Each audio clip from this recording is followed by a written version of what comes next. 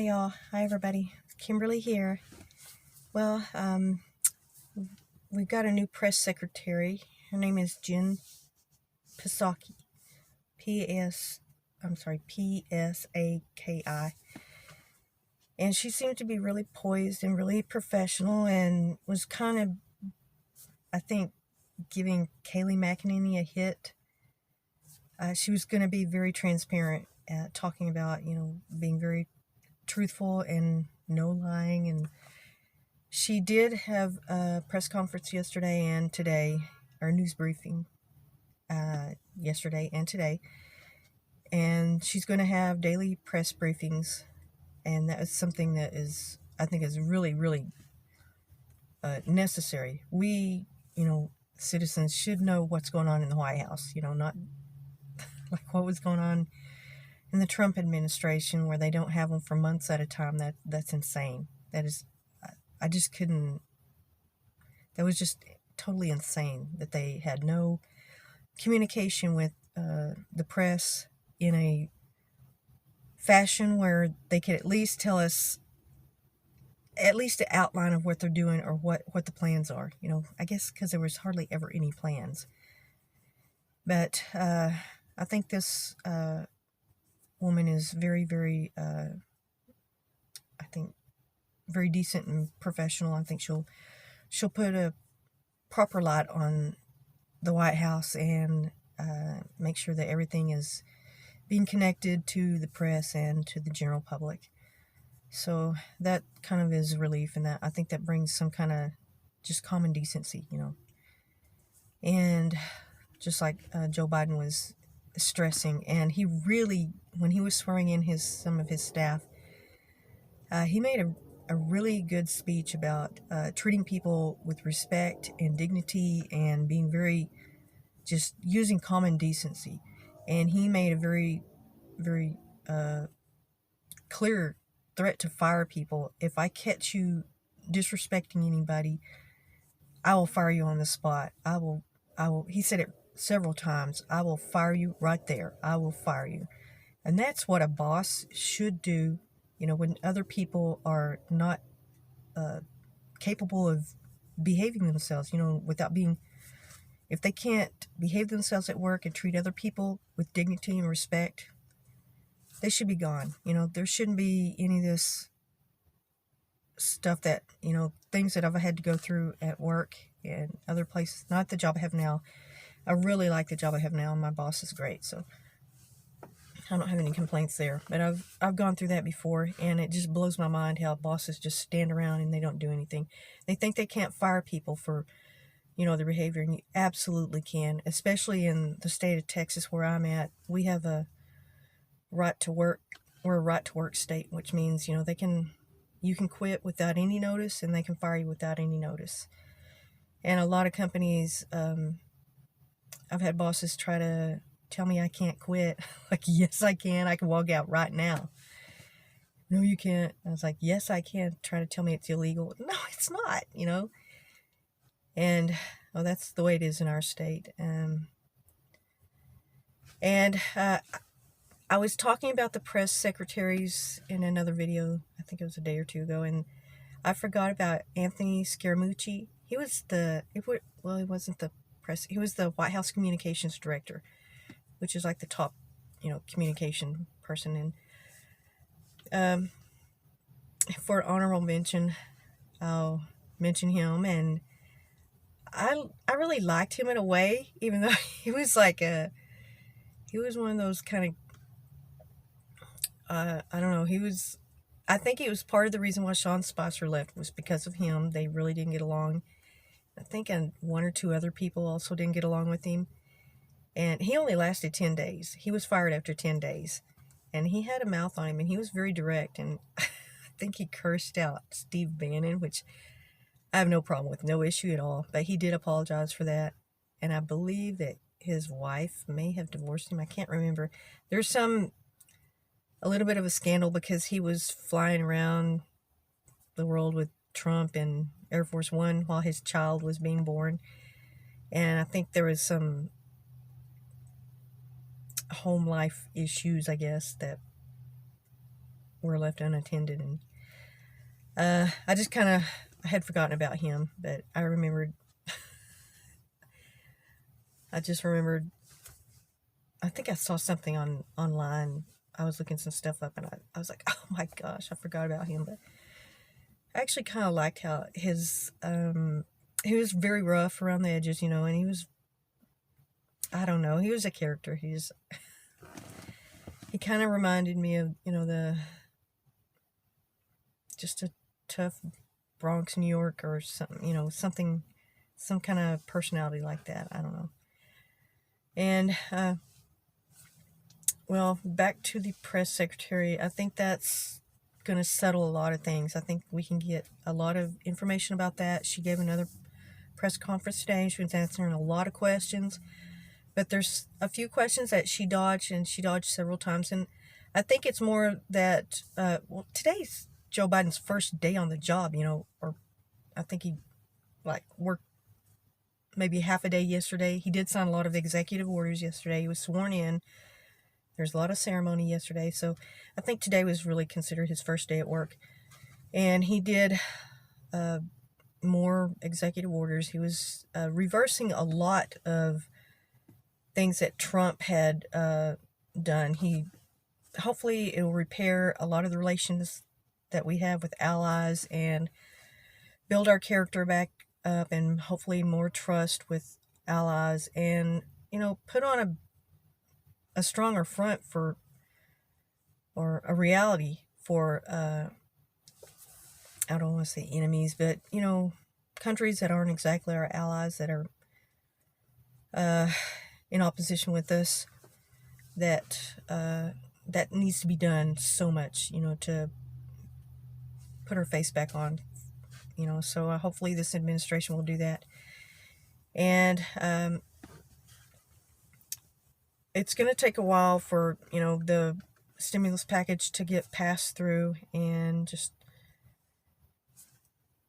I'm just hanging in there waiting to hear about it. And all the things that I talked about, the list, I think it was like about 14 or 15 things, he signed all those, and that's all done. I mean, the first day he was like boom boom boom, just getting things signed, and he reversed a lot of things, got us back on track with foreign affairs, and trying to rebuild those relationships, and that's great.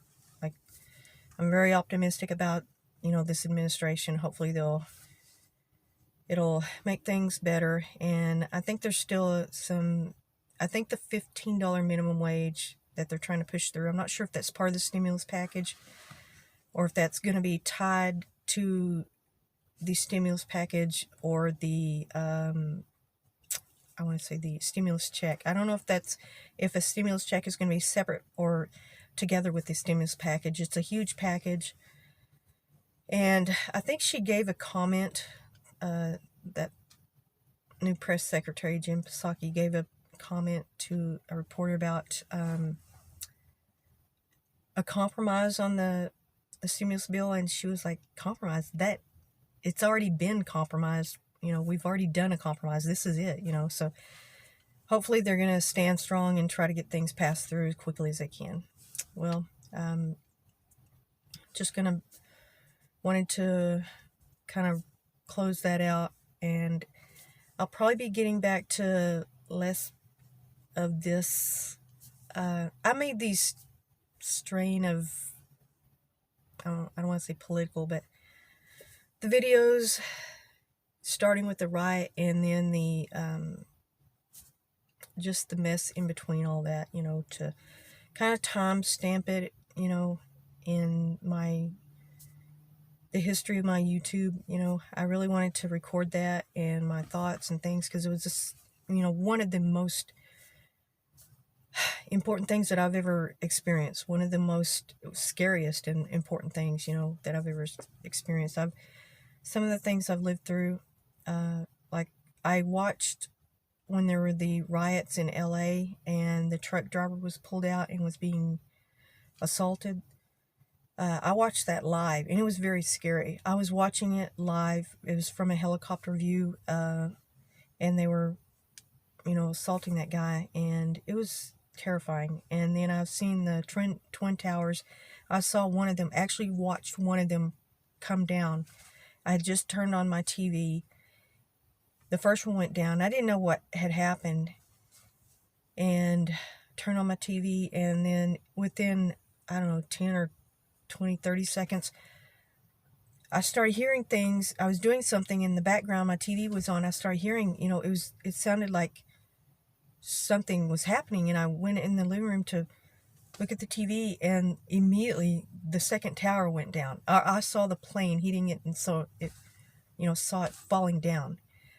And that was one of the most scariest moments of my life. And I want to say the Rodney King incident, that too was one of the scariest things. So I would say, these riots, the Rodney King incident, and pulling that truck driver out and actually watching that happen live, and just the Twin Towers, that was probably the most heartbreaking thing I've seen. It was really, really, emotional, very, very, affected me. And so watching the riots for our Capitol building was one of the most, impressionable things in my life that I will remember forever.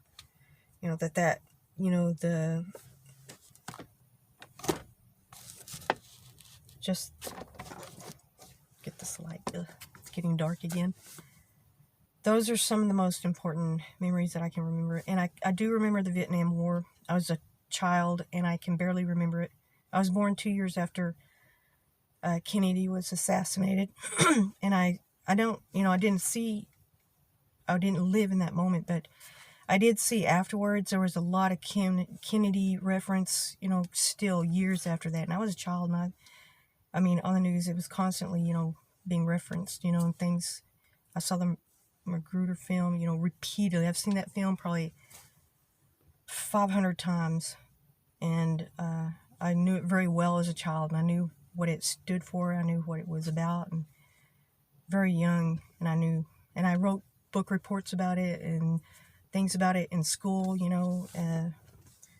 even though I didn't see it. That was one of the things that I think kind of impacted me early on for politics. And also, like I say, the Vietnam War, I do remember that there was like a daily newscast, and I was very young, and I loved to watch the news. And I remember watching accounts of it, seeing the combat, reels, the news reels, it was constant. I remember them.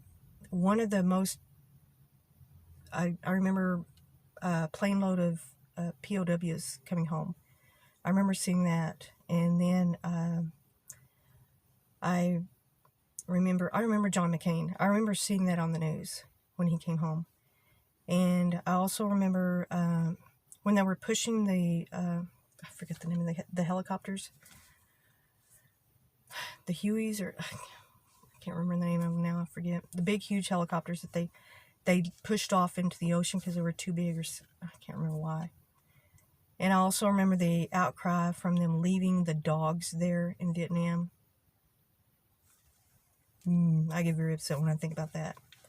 And that's one of the reasons why they don't leave. If they use military dogs, they come home and they are considered a soldier. They get honors and they get buried. They're treated like, heroes. So a lot of this stuff is, I'm recording this, and when I recorded all the stuff about the Capitol, was, like I say, it was like to mark a part in my life, on this channel for, this is a vlog, and it's about things in my life, and I've experienced that, and so that's one of the things I'll remember for a long time. And all this new administration, everything that's going on, hopefully everything gets better, and it won't be a circus. There won't be, like everything that went on in the previous administration. At least I think there will be some kind of, I don't want to say serenity, because I don't think you should ever use that word in politics. But some kind of actual clarity, that's probably the best word I can use compared to what we had before. and like Jen Psaki was saying, some kind of transparency, the clarity that we can see what is going on, and hopefully our lives will, be affected in a positive way by this change. And I'm probably gonna slow down on the political, or I don't know what kind of videos to call these, but